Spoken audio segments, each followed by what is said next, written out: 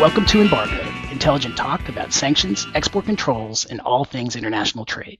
I'm one of your hosts, Tim O'Toole, and with me today is Stéphanie Broekaart, a consultant at Megara Sanctions and Export Controls Compliance in Amsterdam, but also a long-time experienced compliance person with experience both in financial institutions and in export controls for products.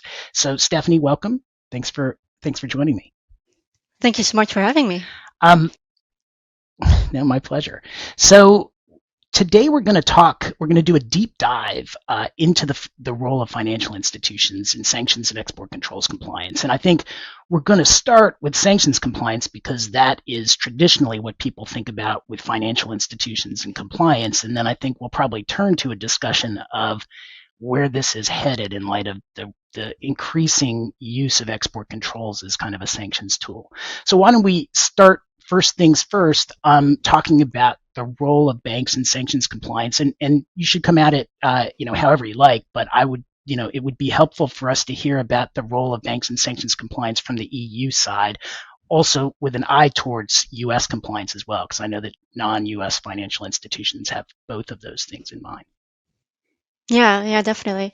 So I think interestingly, I think you can really cut it up, having like pre-Russia, Ukraine invasion type of time period and after that.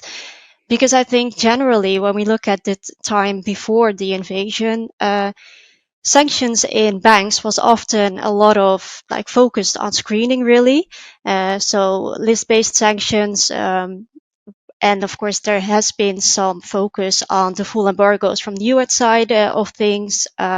Generally, those were restricted for all kinds of reasons that we might be talking about later from the EU side of things as well.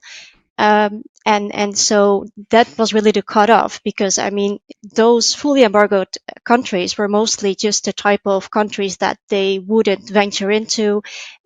So you end up being just focused on screening type of things. But if we look at everything that happens after the invasion of Ukraine, you see like there's a really big focus on trade restrictions, and you also see like a major step up, of course, from the EU side, because I've been doing sanctions now for about 7 years, primarily, and then the thing is that it has always been focused on US sanctions, to be honest, even being at a non-US bank. So you focus on those embargoes, you focus on implementing the lists in your screening systems, and that's basically, I mean, it's a bit more complicated than that, obviously, but basically that's what it boils down to, right? And now you see like the EU is stepping it up. We see all kinds of initiatives on the enforcement side of things. You see like we are already like discussing the 11th package from the EU coming out now. There's a lot more focus also from the regulatory point of view. So when you see that there was a big chunk going on in the AML side, so for non-US banks, there has been a lot of focus on AML over the last couple of years, and maybe sanctions has taken a little bit of a backseat. But now you see like all the focus is really on sanctions and more and more into export controls also. So that's a really interesting development.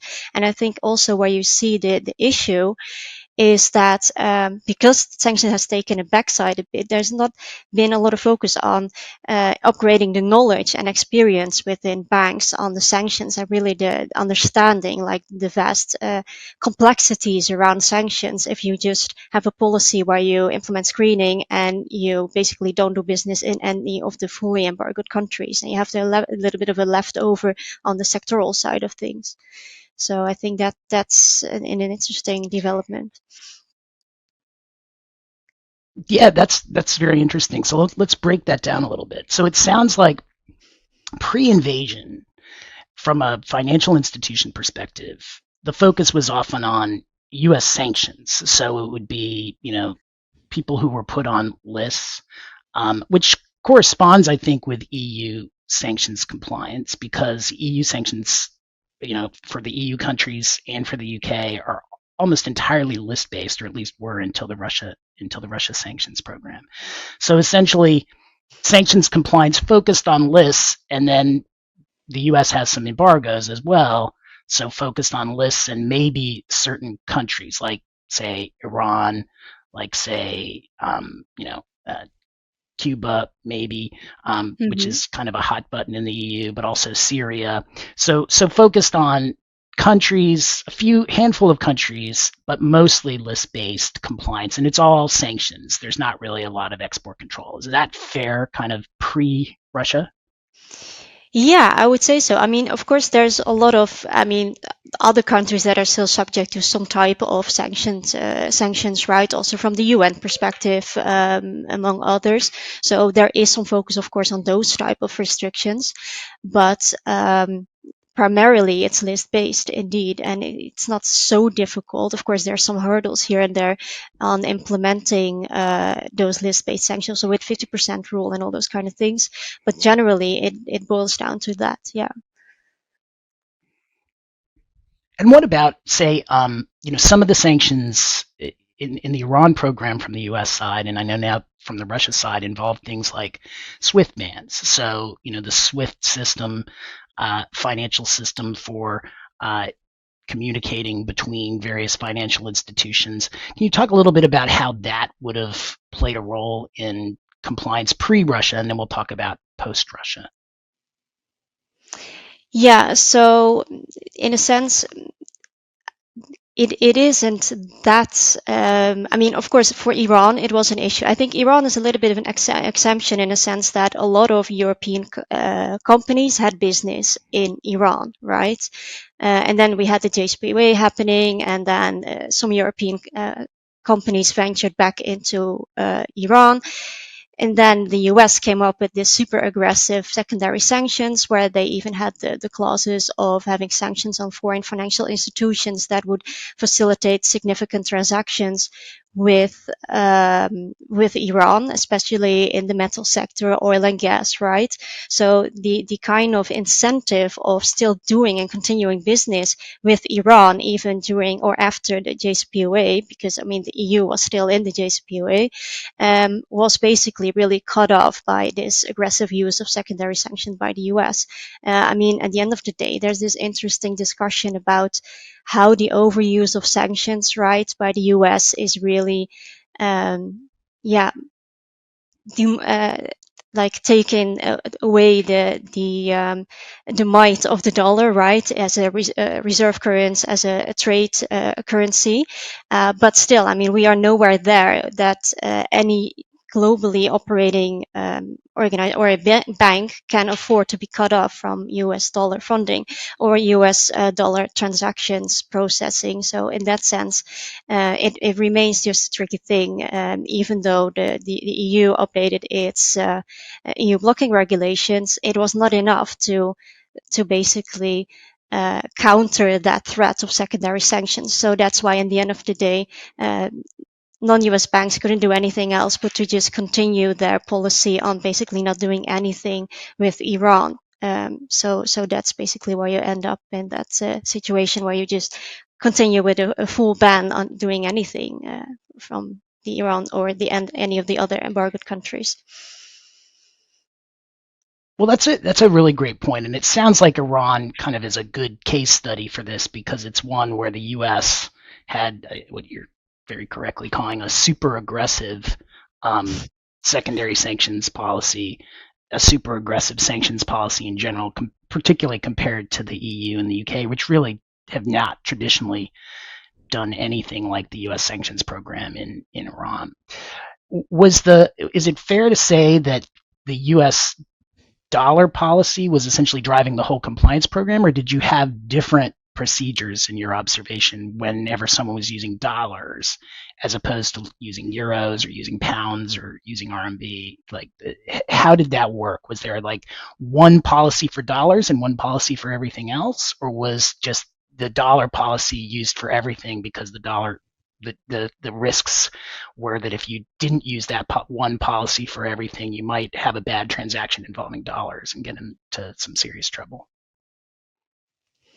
Yeah, of course. I generally, I think banks do have some small carve outs with respect to those countries for non-US denominated transactions, because of course you're dealing with, from a secondary sanctions perspective, with this significant transaction type of requirement in order to be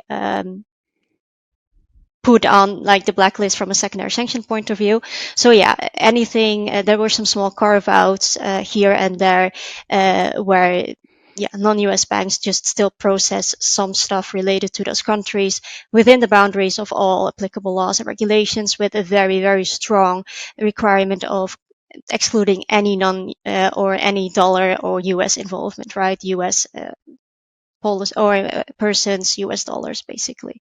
So, but I mean, it also happens in practice, for example, that even though you have this situation where you are processing non-dollar transactions, that because of the correspondent networking where you route the transactions to the end destination, that there's still a US bank involved in a non-dollar payment. So that still puts you at risk of then causing that sanction violation, right? So that's just a really tricky part that's difficult to avoid. Right. And why I think, the default rule for a lot of the financial institutions outside the US that I've seen is still we do US sanctions compliance for everything because we just can never tell when there's going to be enough of a US connection. I mean, is that fair to say with your experience? Yeah, I think that's fair to say. I mean, then you get also back into the discussion, or you can have a lengthy discussion about what is an indirect nexus and the due diligence requirements for a bank. What does it exactly entail, right? Because if we look at the past more list-based sanctions, it's pretty straightforward at the end of the day, because I mean, you have a payment, you process it, a remittance, right, and it goes via the SWIFT system. So basically what you have is like a SWIFT message which contains the originating information with the address of and the name. You have the beneficiary, you have all the banks that are involved in the transaction, and then there is some remittance information. That is all, and that is screened against lists. And if there's anything that hits against any relevant sanctions list, it triggers an alert and it is investigated, right? So that is much easier in a sense than. Let me stop you there. No, I just wanted to stop you there because Yeah. I think you were going to go on to talk about how it gets harder. But just before you do, Mm-hmm.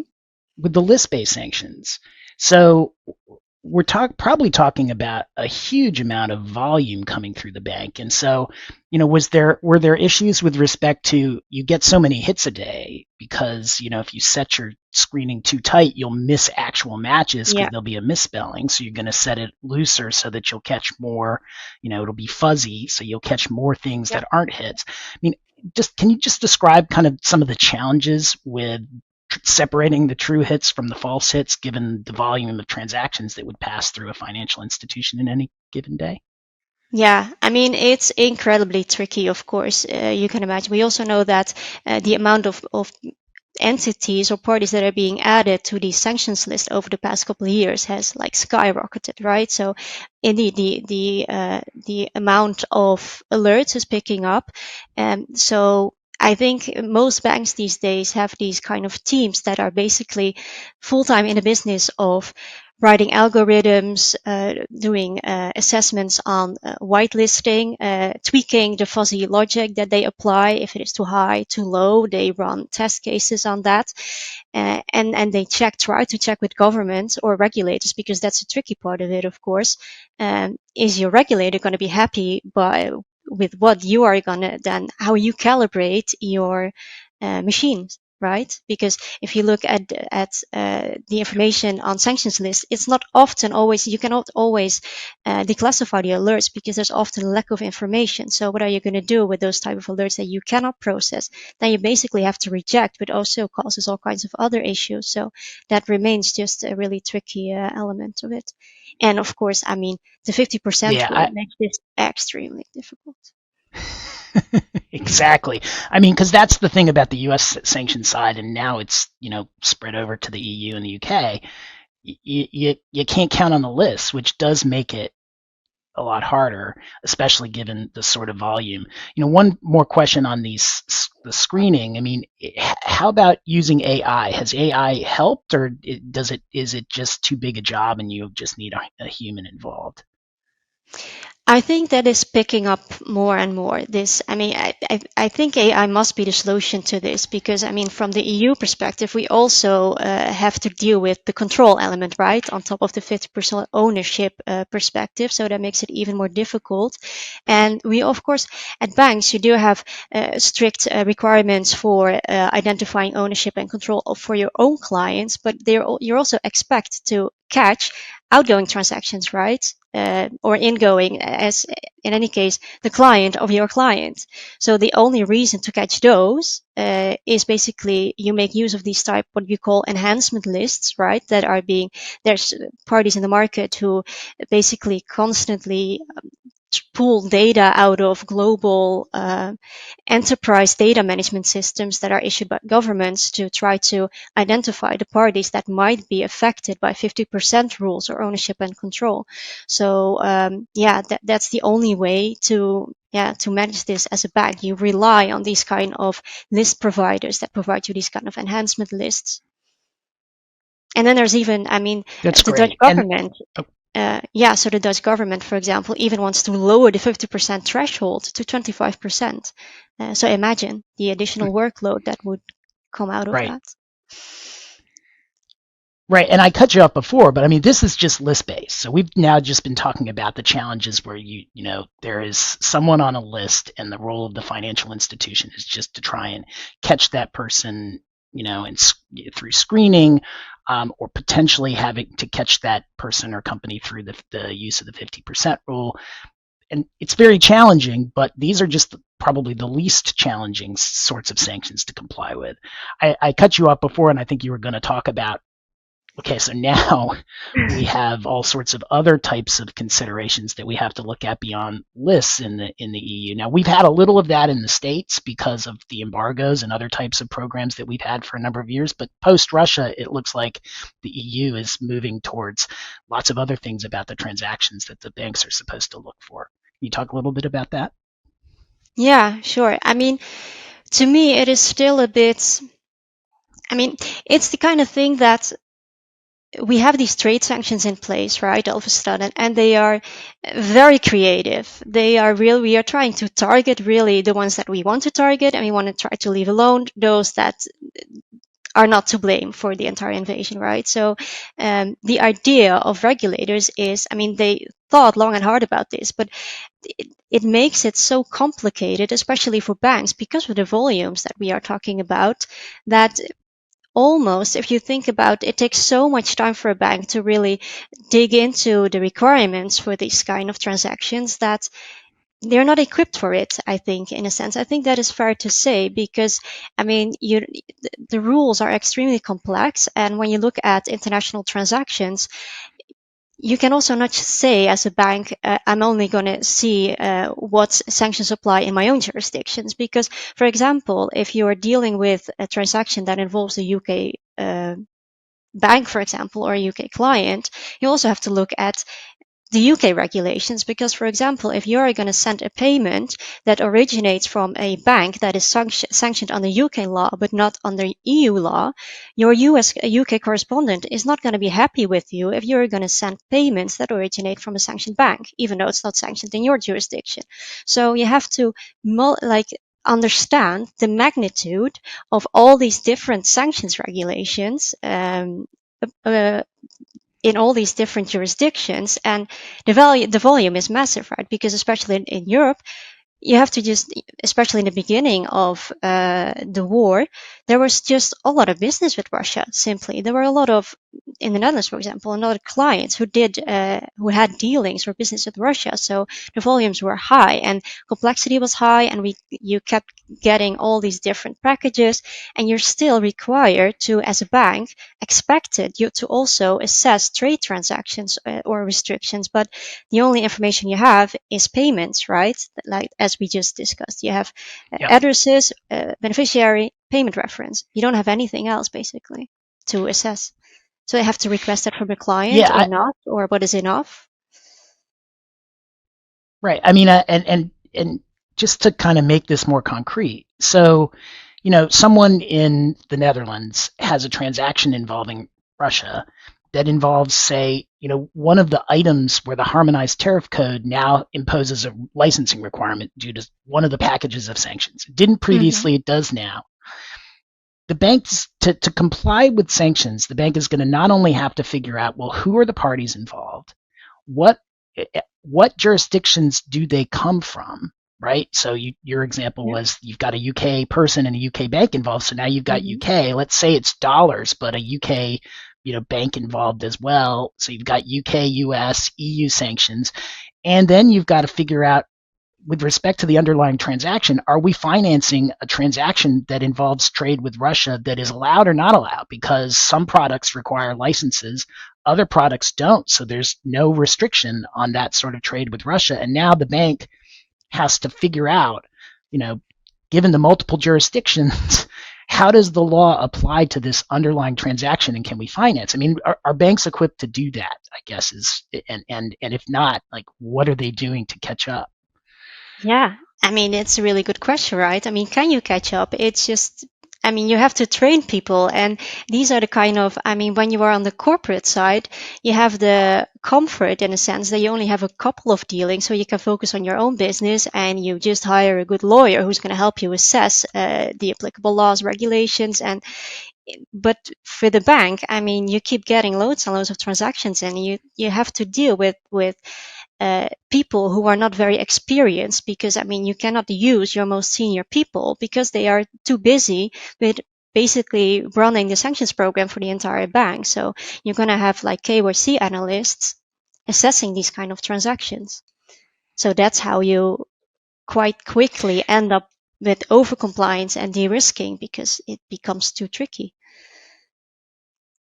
Yeah, and it goes beyond just Russia, right? I mean, so, Yeah. for very good policy reasons, countries around the world now have started to impose restrictions on products that they believe to be the product of forced labor. So, Mm-hmm. there's a, pretty wide reaching law in the US that deals with imports. I know that Europe and the UK have their own similar forced labor laws. Yeah. Banks have to screen now for those sorts of issues as well. I mean, again, that's another round of training, right? I mean, that Yeah. probably, I'm assuming, unless you tell me different, that inside the banks, there's just not a lot of compliance mechanisms for that. No, exactly, because I mean, you're all scrambling to just get the things that you need to do already to get that done. I mean, also, for example, think about reporting. There's a lot of resources that go into reporting obligations from a sanctions perspective. It takes a lot of time.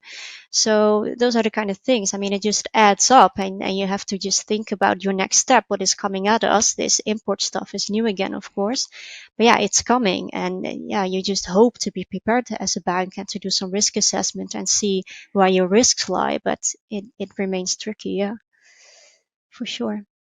So given this complexity, I mean, what I often say to clients who are not in financial institutions and who are upset by financial institutions that they believe have stopped a safe transaction is, no is always the safest answer for a bank, right? Yeah. Because if the transaction doesn't happen, then you can't violate sanctions. If you reject it, or sometimes even block it, there's really no bad consequence that can happen to the bank unless they get sued. But they'll, if there, as long as there's a arguable basis under sanctions or export controls, as long as it's the slightest bit complicated, even if they get it wrong when they say no, there's no consequences. Whereas if they say yes and they turn out to be wrong, they could be, have caused a sanctions violation, or be involved in a sanctions violation or an export controls violation now in some other way. I mean, and so as a result, I mean, I think you just mentioned the word over compliance. I mean, my impression from the outside is that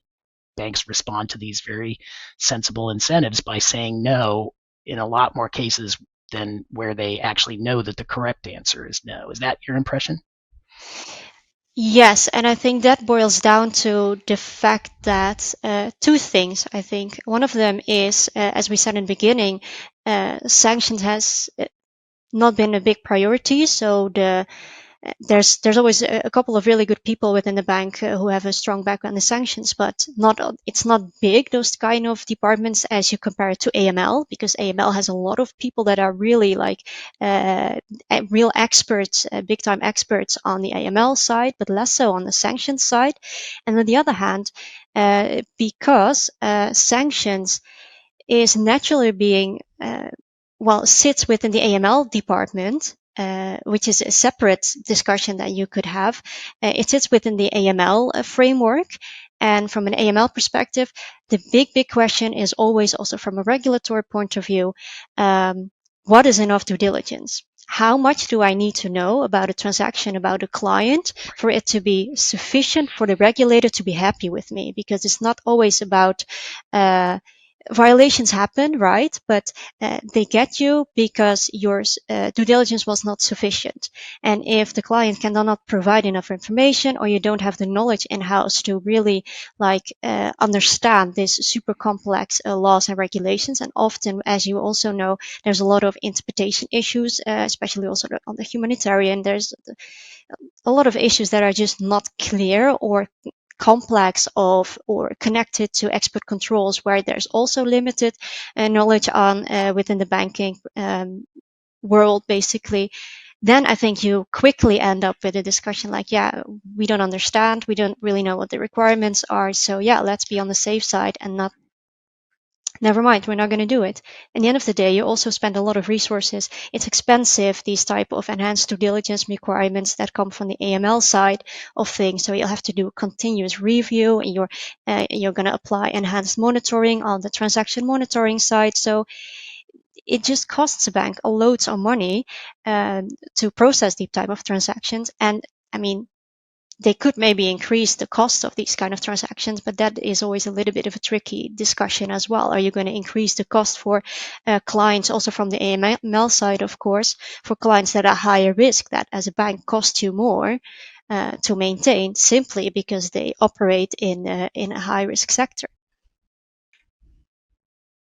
It would be nice, you raised this point, it would be nice if the regulators, so OFAC, the Dutch regulators, the UK regulators, and even the EU Sanctions Authority would tell us how much diligence is enough, right? I mean, that would kind of end the problem if there was a some sort of mandate that said, if you do this much due diligence, if you make a mistake, in good faith, if you make a mistake, it's not going to be we're not going to hold it against you. I mean, OFAC doesn't do that. Any discussion of doing that in the EU?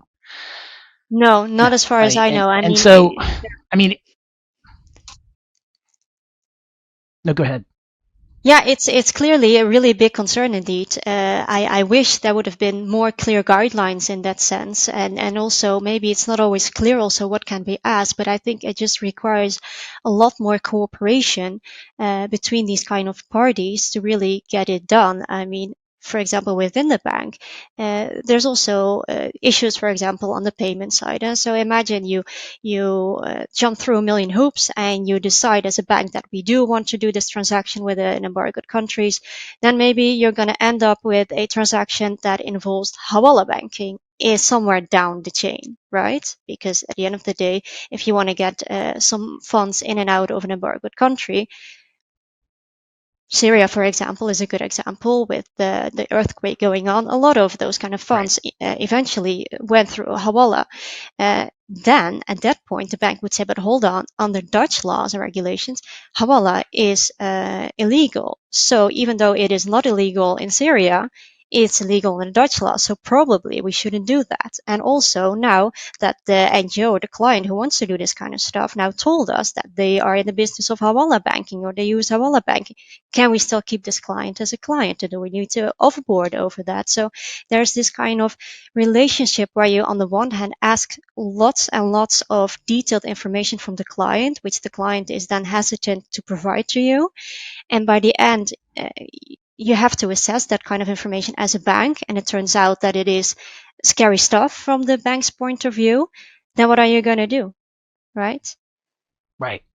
And just for our listeners who are not familiar with hawala banking is a form of banking where essentially there's no financial transaction electronically, right? And so Right. there's not money crossing international borders, so Mhm. it doesn't leave a trace. So it's a lot harder to trace from a compliance perspective. Anything else listeners should know about Hawala banking? No, other than it is a very common practice in the Middle East and Africa, Yes. generally also the countries where, yeah, that are under embargo. So that makes it difficult, and a lot of NGOs rely on this kind of system to get funds in and out. Right, and that traces back to, I think, a bigger problem that we've kind of been hinting around. But basically, when you have this overcompliance, where essentially, if you're anywhere near a sanctioned country, a sanctioned party, banks often will say no, even though the correct answer is yes, because they either are overcautious or they don't have the Mhm. resources to figure out whether the answer is yes because it's complicated. In some instances, I think that policymakers like that outcome, right? If we're trying to sanction a country, we'd rather have you say no 10 times when the correct answer is yes than yes one time when the correct answer is no. But there is, at least from the US side, and I know from the EU side as well, this belief that these sanctions programs have humanitarian carve outs, and the rationale being we're sanctioning the government or we're sanctioning the practices, but we're not trying to hurt, let's say, the Russian people or the Mhm. Iranian people or the people in the country. And so food and medicine are usually off limits from sanctions policy. But if you can't pay for the food and medicine because the banks won't work, that doesn't do a lot of good. Can you talk a little bit about how successful these humanitarian carve outs have been? Yeah, I mean, difficult to say for me as a whole, but I think there's a lot of just issues with it in general, in a sense that, yeah, we didn't really get to it, but like we were just saying before, once you decide that you do want to process it as a bank, you did your due diligence, you feel comfortable, and you feel like you're doing a good thing, and you're going to process this transaction. Then you're going to go over to your payment processing department, and you ask them, can you route this money to Syria for me? Then the chances are really high that your payment processing department is going to say, well, actually, no, I can't, because there's basically no payment corridors for me. And that is also the result of, because of AML regulation, it has become really, really costly for banks to maintain a large correspondent network. So if you, for example, 10 years ago did have general routes into Syria, for example, now you have to, because how correspondent banking works is you have a yourself, you have a correspondent bank, for example, in France, and the French correspondent bank has a connection in Spain, and the Spanish bank has a connection to Syria. So you have to go through 4 banks in order to get the money into Syria. So, but at the point, because those connections have slimmed down so much, because it's too expensive, there's too many AML requirements, the chances that there's going to be more and more intermediary banks into those kind of transactions is higher and higher. So the chances that your payment gets stuck at some point in that payment chain is also much higher. So getting the money there, even though you want to as a bank yourself, is not going to be easy. And you also risk the chances that even though you ask them and the bank says no, you're a correspondent, that a week later you're going to get a question from the correspondent banking relationship manager. What are you actually doing in those countries? We don't like that. We're going to like increase your risk profile as a correspondent bank, and we're going to assess additional due diligence on you. So those, it's a little bit of a self-fulfilling prophecy, yeah, seems like also. Well, and I mean, it's a really good point, and I hadn't really thought about the layers of compliance resources that are expended on this. I mean, even if you can get to a yes on a humanitarian transaction, it sounds like the financial corridors are so complicated that you've got multiple banks involved quite often, and every single one of those banks has to do compliance. Yeah. To add one more layer to this, I mean, at least in the US, and I'm assuming in the EU and the UK as well, it's not like you can just say this involves food and medicine, so it's automatically good. The U.S. general licenses or specific licenses, if that's what's in play, are very complicated to comply with. They have payment requirements. There have to be certain parties involved and certain parties not involved. And so every single one of those financial institutions in that corridor, even to get to yes, has to go through that analysis for every single humanitarian transaction to be confident that it actually is compliant with these exceptions, because they're not simple to apply. I mean, you know, if it's food or medicine, you have a chance that it's possible, but you don't know that it fits until you go through a pretty detailed analysis. Yes. Yeah. Oh, yeah. That is a big issue, and it often contains a lot of export control elements as well, right? When you talk about medical, Yeah, for example, how are you going to assess that? Plus, you have to then get loads of information. Plus, it's not always clear, right? What is the end user? Who's the end user? What does the money exactly end up? What is going to be paid for? I'm not going to get an invoice for materials that are needed to build a school in the kind of countries that you need. I mean, it doesn't work like that, the way we process our administration in that sense. Into such detail, right? So it is then you also have this cultural aspect to it that makes it just really difficult. So knowledge gap on all sides. So from a regulatory or regulations point of view, and the amount of information that you need to properly assess if you can indeed apply, or if this general license, for example, is applicable, right? So that's really a tricky point. Plus, then you haven't even talked about the potential involvement of sanctioned parties, right? If it involves the government, for right, example, a lot of governments right, are sanctioned, which brings us to, of right. course, And there the might be a UN general license regulation. that, right. Yeah, that brings us No, to go ahead. the UN regulation that was issued at the end of last year, which provides a carve out for the involvement of sanctioned parties in humanitarian transactions, but it still remains a tricky issue. I mean, all the other elements that we just discussed Right. remains. Yeah, and the U.S. often includes in the carve-outs some involvement of otherwise sanctioned parties. Like, for example, in Iran, there are carve-outs that banks that are involved in humanitarian transactions can process those transactions, but those same banks can't be involved in other transactions. And same way with governmental actors. But it's complicated, and it Yeah. isn't always true. So you have to go through with each one. So what I mean, and I think it sounds like your experience is similar to mine on this, where we're seeing lots of humanitarian transactions get rejected or blocked that really, many of them should be going through. Their legitimate transactions that the sanctions authorities say they want to go through, but it's not happening. I mean, how do we fix that? Is having government involvement in this corridor a potential solution? I think so. I mean, I think it is really the only solution. I think you want a much more active participation of governments. I think you want to really uh, actively involve to such a point that you're going to create official payment corridors, that you're going to have people involved within the bank who see obstacles. You have them working together with governments, with the EU, with working groups. And even while you're at it, maybe you can even just create a provision in laws and regulations that if certain transactions meet certain criteria, that they are obliged to actually process these kind of transactions unless they see any specific red flags or what have you.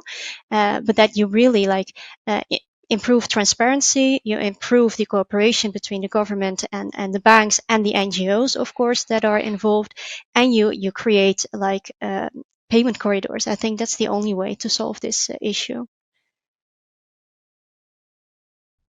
Yeah, I mean, it does seem to me like until you have governments blessing particular Mm-hmm. transactions, there's always risk involved, and banks are going to respond to that risk by saying no because there's just no upside, as you point out. I mean, they can Yeah. be more expensive than they're worth, and then they can also lower your risk profile with respect to some of the regulators or some of the the Yeah. monitor institutions that are watching for bank risk. So it seems like a no-win proposition until you get governments involved to say we're going to take the enforcement risk out of this. Like we will bless the transactions under these circumstances, and those transactions will go. Yeah, but I mean, talking about specific licenses, that is actually, of course, an approval from the government, in a sense, right? You could consider Yep. that an approval from the government. Yep. But still, I think there's loads of banks who would still say, like, even though you have a specific license, we're not really sure about the interpretation or the scoping of it, so nah, we're going to exclude it. We're not going to accept that as a goal for transactions into the embargoed country. So you're going to come up, you have to come up with something stronger than that, I'm afraid. Yeah. I guess the one other thing I wanted to talk about in this area of overcompliance was the perception. I think there's a misperception, and you may feel otherwise, but my view from the state side is there's this misperception overseas with a lot of the big banks that every mistake with OFAC can get you penalized like BNP Paribas got penalized, where billion-dollar fines are the norm. And I always feel like that's a misperception because those cases involved willful conduct, right? I mean, people were stripping the names of sanctioned countries. This was not like a bunch of compliance people struggling with a general license trying to get it right. This was people who said, we're going to keep doing this business, but we're going to alter records to make sure that people can't tell what we're doing. Like, that will get you in a lot of trouble. But if you make an innocent mistake, like, the fines often are much lower than that, if they're fines at all. I mean, 95 to 98% of violations are resolved with a no action or a warning letter. So, like, OFAC sees lots of violations that are innocent that, they tell you to go back and do better. And if you keep doing it, you might get into trouble. But it's not like one miss is going to cost the bank billions of dollars. But I see the perception overseas as like, we can't do anything wrong because OFAC will punish the bank billions of dollars. And so, if we let this seeming humanitarian transaction go through, OFAC's going to go after us. I mean, the truth is, there really aren't any enforcement actions for any serious amount of money that involve claimed humanitarian transactions, unless you've got bad actors behind those transactions that are trying to use these exceptions to do bad things. But those aren't on the banks. Those are generally on the bad actors. I mean, is it your perception that everybody hears OFAC overseas and thinks billions of dollars in penalties if we get anything wrong? Because that's the perception that I have from over here. Yeah, I think that's totally right, and I couldn't agree more. And it is something that has frustrated me a bit for a long time, and it's something that I try to also tell people oftentimes. Like, I mean, dive into those enforcement cases, and you will see that almost without exception. And when you look at these big fights, it's all stripping, it's all willful conduct. So it's all like official procedures and involvement of very senior management who actually just created these type of loopholes to just, and of course you have to then admit that it was creative to come up with this export of financial services, the way they actually created a jurisdiction to find these banks. But that's a different discussion, I think, from the way you manage this type of risk. 100% true.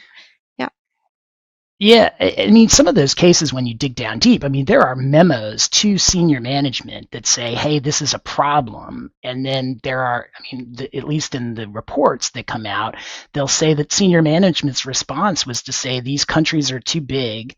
We need the revenue. We're going to keep doing business there. I mean, that is just so far removed from the ordinary compliance question that you're going to get as to be just irrelevant. But in my view, that is driving a lot of the compliance that's going on overseas. Definitely. And I mean, you see that starting in 2012, actually, with that big ING case, all the way up into 2018, 2019, all the same stuff. Yep. No, I always forget that it really started in 2012 with ING and moved from there. So the Netherlands were at the center of all of this. And, so you're probably seeing up close what the response was in terms of the message that was sent.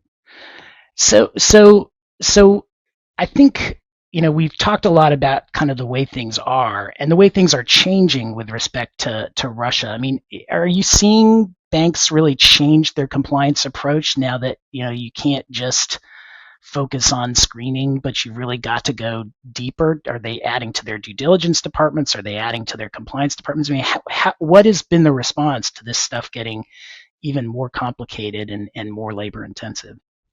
Yeah, I think it is a bit mixed. I mean, when you look at EU regulations, I mean, you can also talk about, you go back to trade restrictions. Is it really the responsibility of a bank to really dive into that? And is it their responsibility to not miss those type of transactions and to assess compliance with trade regulations? I mean, of course, there is some, I mean, the EU regulations, they contain a section where they say, well, you need to do appropriate due diligence, otherwise you can't be liable. But there's no such a thing as a strict liability under EU regulations. So it is also not super clear from a regulatory point of view, I would say, or from a legislative point of view, what the exact role is of a bank and how far they should go with this type of due diligence. So I think there's different interpretations depending on the bank. So some banks will go as far as digging really deep into and like stopping every single transaction related to Russia and going into a deep dive due diligence. Other banks would say, well, we take a more risk-based approach and we're just going to maybe enhance our sanction screening and only pick out certain high-risk cases that we have assessed as such, and we're not going to do a full 100% due diligence. So I think we're going to just see, both from an enforcement perspective and a regulatory point of view, what the interpretation is of the regulator of the bank's responsibility in this respective. And also, maybe we're going to see some fines in the EU for banks who didn't go deeper into these type of due diligence transactions. Same with export control, of course. If we look at export control, that has never really been on top of mind of banks. I mean, when I switched from the bank into the corporate side of things, I had barely even heard of export controls, to be honest. I mean, it's just not big within a banking organization. So, but now you see that FinCEN and BIS last year, they published this joint alert with respect to guidance for financial institutions on how to catch export control violations within their screening systems. And the Dutch government has also published a requirement for banks to start screening against the EU dual use list. So there's all kinds of initiatives. And how do banks go about that? And also, when you look at, for example, the FinCEN BIS type of guidance is very different from screening dual use against the dual use good list, because to me, it doesn't really make a whole lot of sense to just implement an entire Wassenaar list into a screening system and just hope that within the payment match, because that's the only way where you can find something export control related is in the remittance information that may lead you to some kind of link that you could investigate with respect to potential violations of export controls.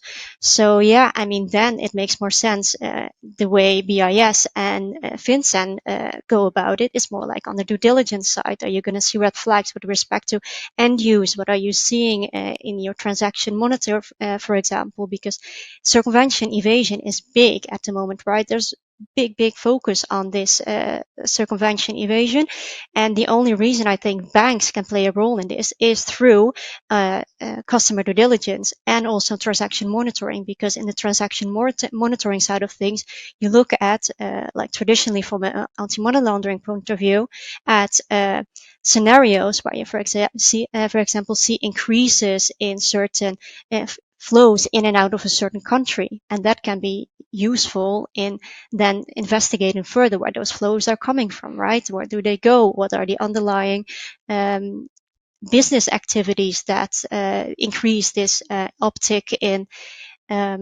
business and fund flows of funds as opposed to years ago, for example, with the typical countries like Kazakhstan, Turkey, right?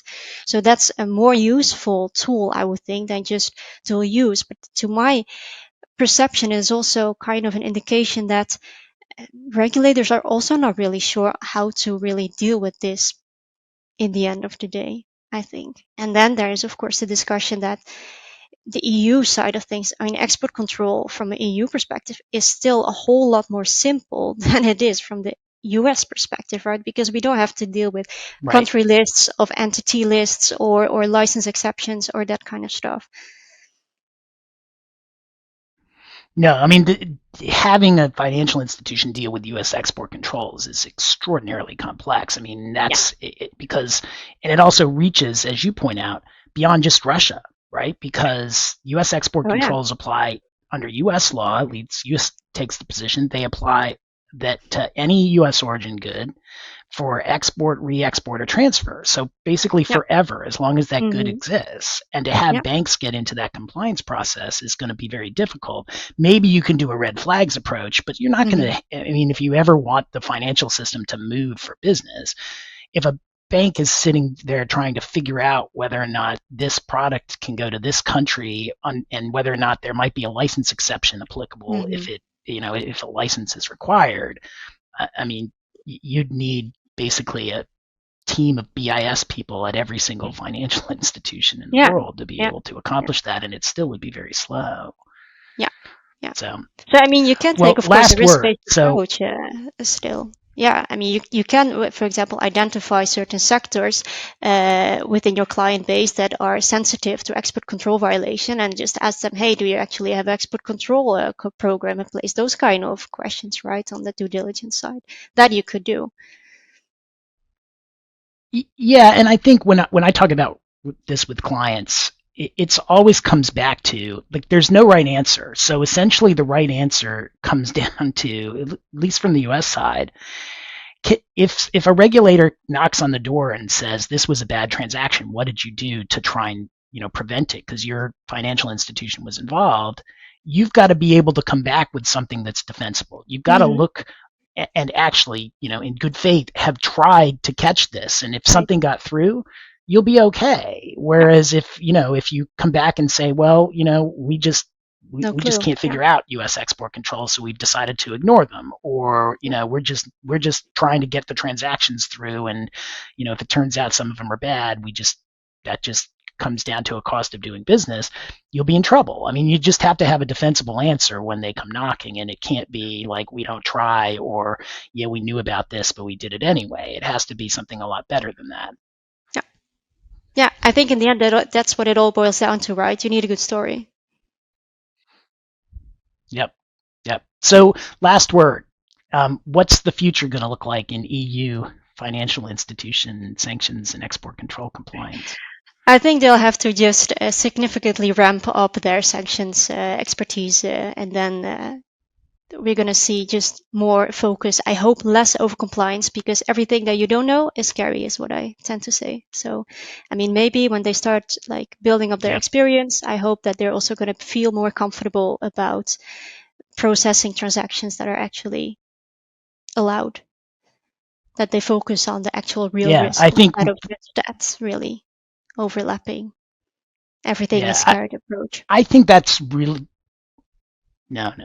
sorry to interrupt. I think that's really ultimately where it has to go if you're going to really start balancing these sanctions and export controls with the need for humanitarian transactions. Because if it's just too hard as it is now to get to yes, you're never going to get the sort of humanitarian activity that everyone says that they want not to be impeded by the sanctions and export controls. Right. All right. Well, thank you so much for coming on, Stephanie. It was really a pleasure. Thanks so much for sharing your insight into financial institutions. It's good having you. Thank you so much. Thanks for listening, everybody. Stay sanctions free.